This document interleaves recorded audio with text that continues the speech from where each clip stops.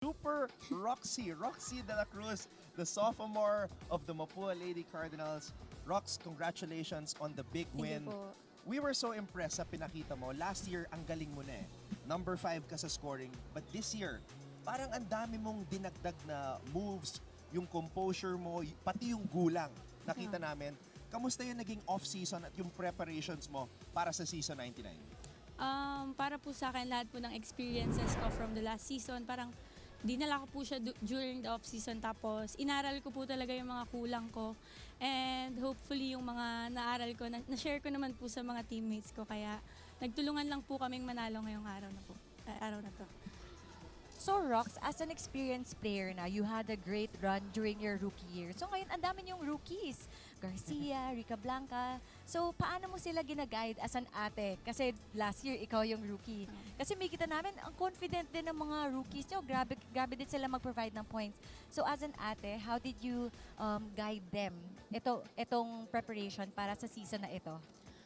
Siguro una po namin pinipare sa kanila yung puso nila, yung emosyon nila during the game, kasi parang may mga kaba pa, ganun. And siguro doon namin inuna yung emotional muna, and then susunod naman yun kapag confident na sila. Nandun na lalabas na yung mga pinractice namin, yung laro nila, kung paano sila maglaro, ganun po. Roxy, sino yung mga players na linulook forward mong makalaban dito sa season 99? Kasi para sa akin, nung season 98, ang dami niyong magagaling na rookies like Shai Umipo ng Perpetual, si Tudlasa ng Arellano, tapos ikaw sa Mapua. A lot of great spikers. And syempre, yung ibang mga rookies from Mapua like Basbas, great libero. Para sa'yo, kanino ka pinaka na-excite? Meron ba mga players na nagcha-challenge sa'yo at gusto mong makalaban dito sa NC? Benild po and Arellano, tapos Perpetual. Okay, sa Benild, sino yung parang player na nagcha-challenge sa'yo at you wanna learn from in terms of being an opponent on the court? Meron ba? Si Gail Pascual po. Since lagi ko po siyang katapat sa harap. Oo. Parehas pa kayo na number 9. Sa Perpetual, Si Shaila Umipon, tapos yung libero po nila, si Andal. si Marian Andal. And hopefully Marian Andal gets better kasi medyo meron siyang iniindang injury ngayon. Mel, yung marami kang naging teammates, mga high flyers din, is there anybody that reminds you of Roxy? Ara. Yung clip niya, tsaka yung ganun, tsaka yung swing niya. Kanina ko pa iniisip parang si Ara to. Pero ikaw ba, Roxy, tinanong ito kay Frey kanina, sino ba yung ultimate volleyball idol mo? Si Ea Laure po and si Cici Rondina po. Oh. Yes. Kaya naman pala, grabe ka rin sa ere, katulad nila.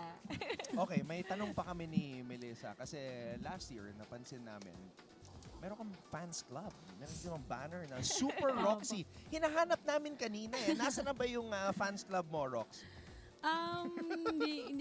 Sabi mo nila sa PhilOil pa daw po sila manonood.